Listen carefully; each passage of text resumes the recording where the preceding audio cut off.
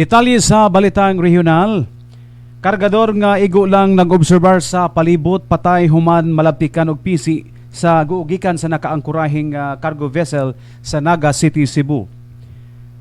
Igo lang nga nagtan-aw sa dihang ang tapad nga giangkurahing cargo vessel natikyaob ang nalabtikan sa pisi kon mooring rope resulta sa iyang kalit nga kamatayon. Ikatahong dead on arrival o dead on the spot ang 43 anyos nga si John Ray Baricog, taga Purok ka Sambag 2, barangay Inuburan, Dakbayan sa Naga, sa dihang ang iyang ulo na siak resulta sa pagkalabay human malabtikan.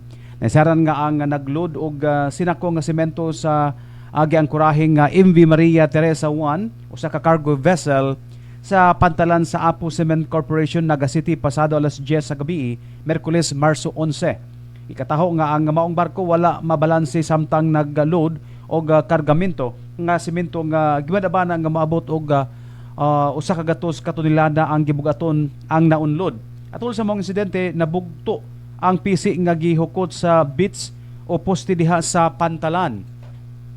Dihang nadawat sa mga sakop sa Philippine Coast Guard Substation, Naga City ang report. Misusi dayon sila sa area. Si Captain Jerome Y. Lusada, Commander sa Coast Guard Central Cebu, mingon nga adunay siyam ka mga trabahante diha sa maong barko sa dihang Mitikyaob. Luwas ang tanang trabahante, ingon man ang oiler nga na-trap sa engine room. Niadtong higayon na si Baricog anaa sa laing barko, ang MV Jihan 8 nga nagtan-aw sa natikyaob nga MV Maria Teresa 1 o sa kalit daw gi latigo sa paglabtik sa pisi nga nabugto. Naigo sa nawong ang biktima og nalabay sa gilayon nga 3 metros o nakaangkon og kadaot sa iyang ulo.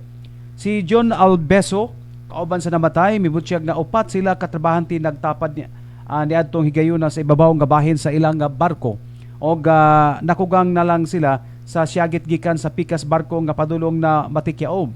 Giingong miapil pa sila og siyagit sa mga trabahante sa natikyaob nga barko sa paglayat aron maluwas apan kalit lang milabtik ang pisi ngadto kang Baricog og nalabay.